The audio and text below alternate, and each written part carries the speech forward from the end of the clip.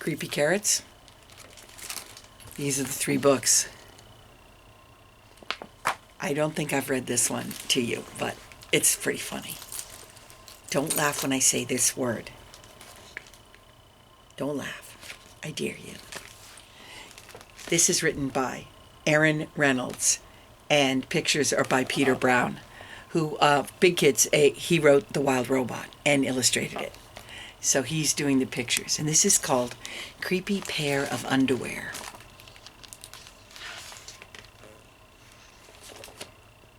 Jasper Rabbit needed new underwear. On Thursday, Mom took him to the underwear store and grabbed the last 3 packages of plain white.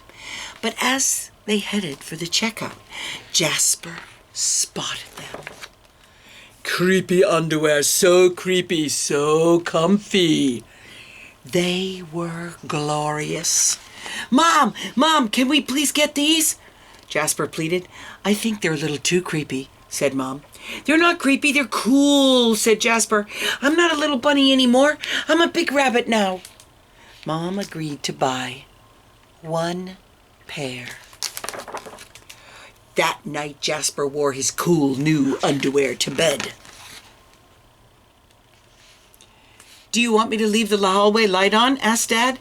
Dad, I'm not a little bunny anymore, said Jasper. I'm a big bunny now. His dad shut the door, and that's when Jasper noticed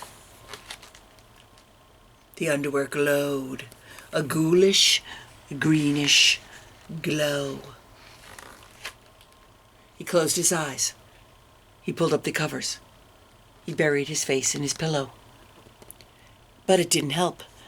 He could still see that ghoulish, greenish glow. Jasper leaped out of his bed and he put on a plain white.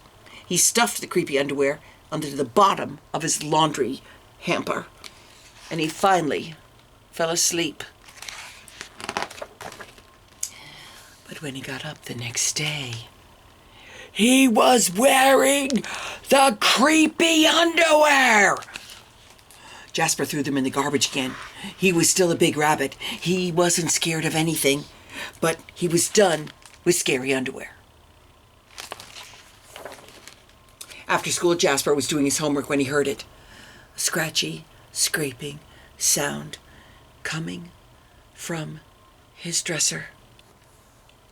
They were back, staring at him with that ghoulish, greenish glow. He snatched the creepy underwear out of the drawer. He grabbed a big envelope and some stamps. To China. Bye-bye, scary underwear, he said, dropping the package in the mailbox. When he opened the front door the next morning, there they were. And were those chopsticks? His creepy pair of underwear had somehow returned from China, and it had brought back souvenirs.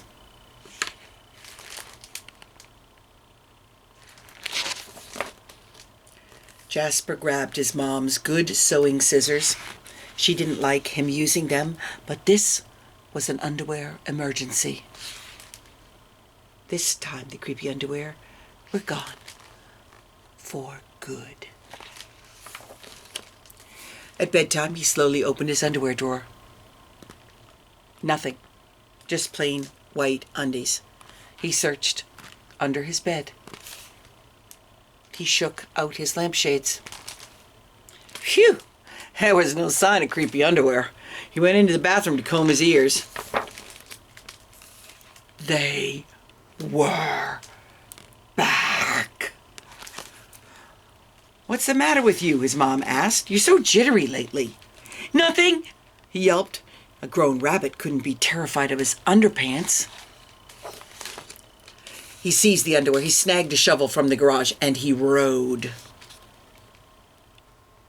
He didn't stop pedaling until he reached Creek Hanger Hill.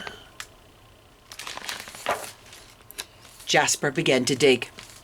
He dug until his hole was dark and deep and 100-proof, underwear-proof. He dropped the underwear in. They gleamed from the bottom, that ghoulish, greenish glow.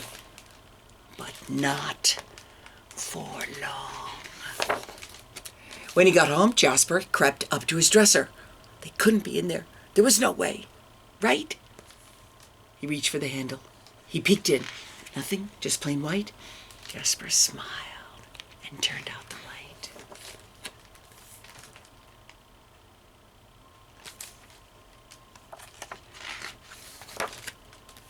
There was just one problem. It was really dark in there, even for a big rabbit.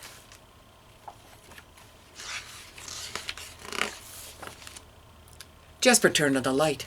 He looked at his non-glowy pair of plain white, and he knew what he had to do.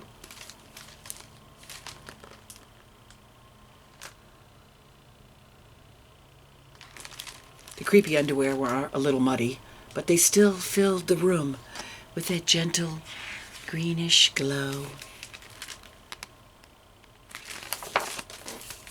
The next day, Jasper gathered his allowance money and went to the underwear store all by himself, just like a big rabbit. That night, Jasper wasn't scared at all. As he lay down to sleep, he smiled. And so did his underwear, because they had finally found someone who wasn't scared of creepy underwear.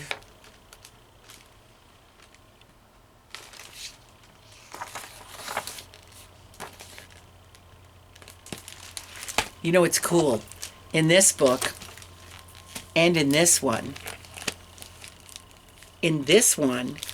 there's a picture of the garden with the creepy carrots. And in this one, there's also a picture of him wearing the creepy underwear. So this is the newest one. This one was the second one. And this one was the first one. I hope you enjoyed Aaron Reynolds' books as much as I did. And I'll see you in the library. Don't be scared.